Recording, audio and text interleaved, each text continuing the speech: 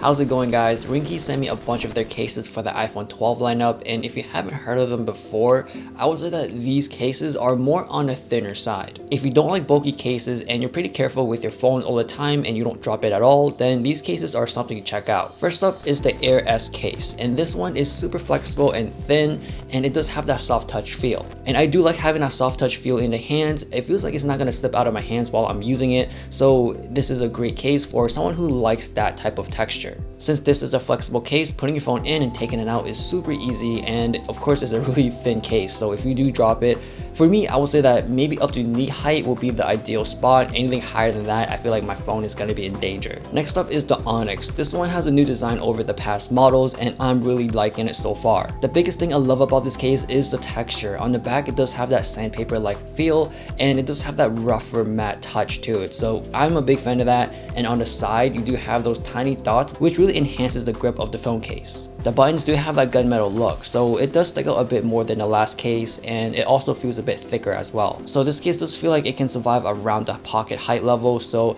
for me, I'm comfortable with that, and I would say that this is the better all-around case. On the back, the corners do have those tiny bumps, so if you do lay it flat on the table, then it will stay level. Next up is the Fusion, and this one I have the smoky black version. It's pretty hard to tell because I do have a black phone, so if you want something that stands out more, I would probably get the white one or the green one since they are lighter. Holding this phone, the sides do have that grippy TPU feel, and it's pretty flexible, so it's easy to take off your phone or just put it in. On the back, it is clear plastic, so you can actually see the full transparency of the phone. But the thing is that it's those typical shiny glossy plastic, so I would say that over the next week or two, you're going to build up a lot of oil and grease, so it's going to be really slippery and it's going to collect a lot of fingerprints. So because of those reasons, I'm not a big fan of these type of cases. That's why I do like to have a textured back or something more frosty. Therefore, the next case I'm going to mention is the Fusion Matte, and this one kind of fixes that problem. Everything on the side is pretty much the same. You do have that TPU feel, it's pretty flexible, and